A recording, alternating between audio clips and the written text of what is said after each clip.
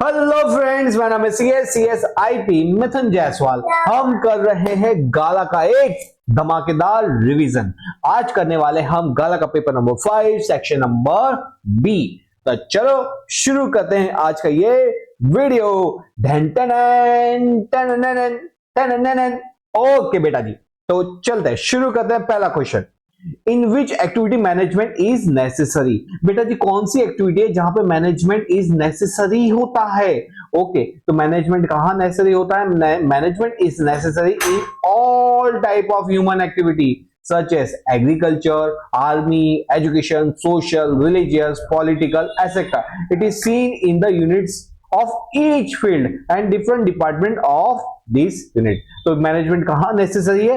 हर एक फील्ड के अंदर, all type of human activities. Okay, next question, what give the full form of QR. बेटा जी, ये QR नहीं है, ये ओआर है। ओआर का फुल फॉर्म क्या होता है? ओआर का फुल फॉर्म होता है operational research. Operational research. Okay, what is matrix organisation. Matrix organisation क्या होता है? तो बेटा जी, मैं पहले इसका चार्ट बताता हूं। मैट्रिक्स ऑर्गेनाइजेशन में क्या होता है? अलग अलग डिपार्टमेंट। क्या होंगे? डिपार्टमेंट, जैसे production, purchase, engineering and research department. और दूसरी तरफ क्या होते हैं? अलग अलग projects. Project number 1, project number 2, project number 3। अब ये डिपार्टमेंट और ये प्रोजेक्ट, जहां जो प्रोजेक्ट के अंदर जो रिक्वायरमेंट होती है वो बंदा उस प्रोजेक्ट के अंदर भेज दिया जाता है। ओके, तो अब मैं वापस से इसको अब आपको वापस से बताता हूं, अब आप इसको कनेक्ट कर सकोगे। मैट्रिक्स ऑर्गेनाइजेशन क्या है? हाइब्रिड। हाइब्रिड मतलब मिक्सचर।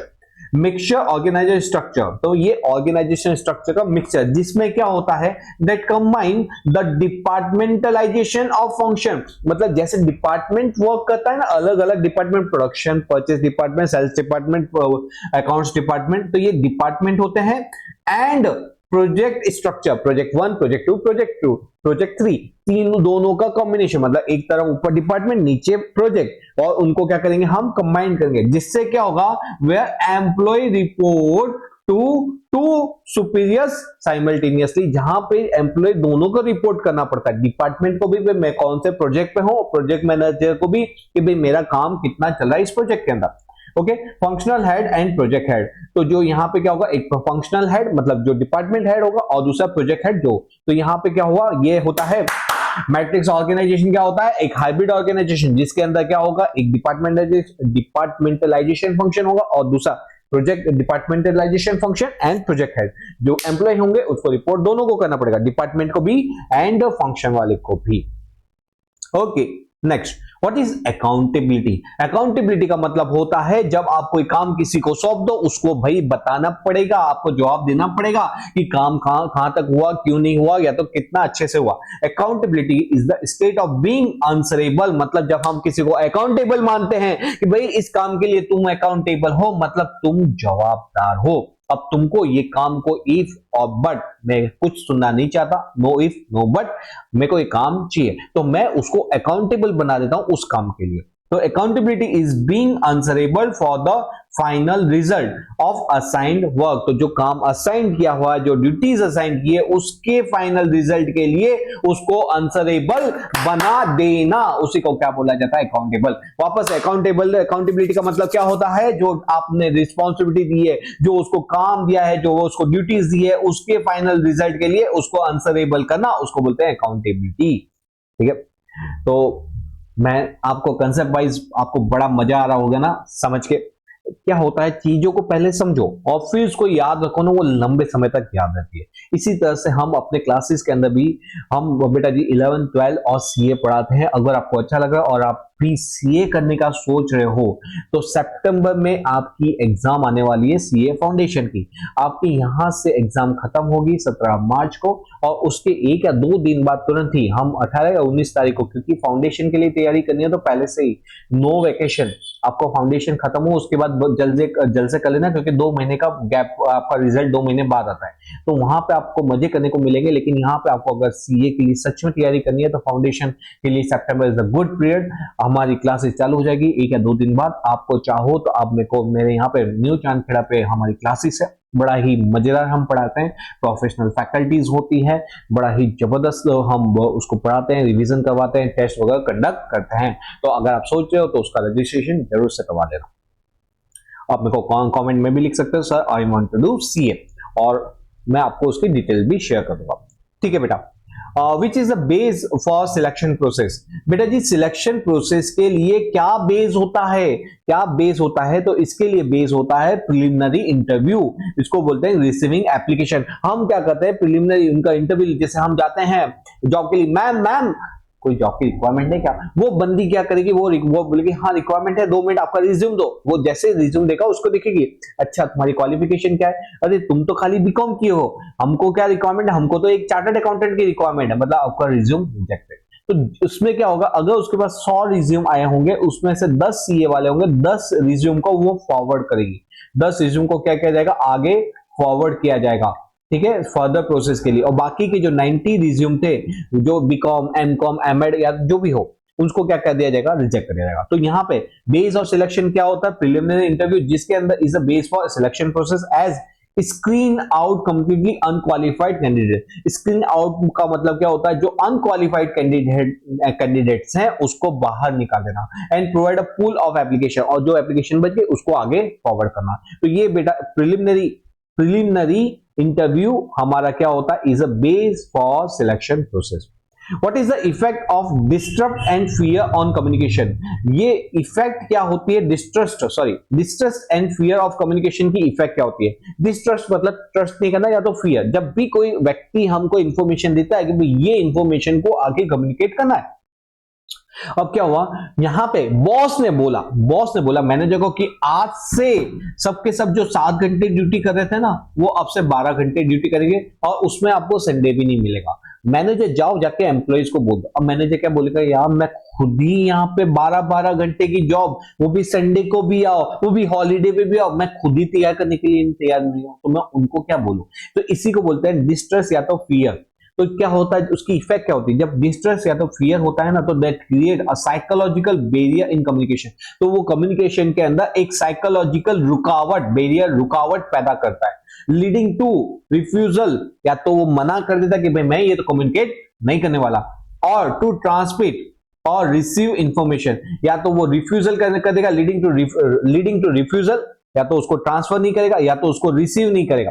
एंड रिजल्ट क्या होगा यहाँ पे, इन पुअर ऑर्गेनाइजेशन रिलेशनशिप, तो जो रिलेशनशिप है वो पुअर बनेंगे। ठीक है, तो जब बेटा जी जब डिस्ट्रस्ट होता है, जब फियर होता है, तब क्या होता है, तब साइकोलॉजिकल बैरियर, मतलब कम्युनिकेशन जो चैनल है वो हमारी प्रॉपर नहीं चलती, वहां पे ब्रेक लग जाती है, आगे कम्युनिकेशन फॉरवर्ड नहीं हो पाता। क्यों, क्योंकि यहाँ पे क्या होता है, हमको डिस्ट्रेस होता है, यहाँ पे फियर होता है, जिसके कारण क्या होता है, वो रिफ्यूजल कर देगा, ट्रांसमिशन नहीं होने देगा, या तो रिसीव ही नहीं करेगा इंफॉर्मेशन को, जिसके कारण क्या होगा, पुअर ऑर्गेनाइजेशन रिलेशनशिप होगा। Okay, with whom FII foreign institutional investor FII has to register itself। भाई FII को किसके पास रजिस्टर करवाना पड़ता है, तो FII को रजिस्टर करवाना पड़ता है सेबी के पास। सेबी का फुल फॉर्म क्या होता है, securities and exchange board of India, securities and exchange board of India.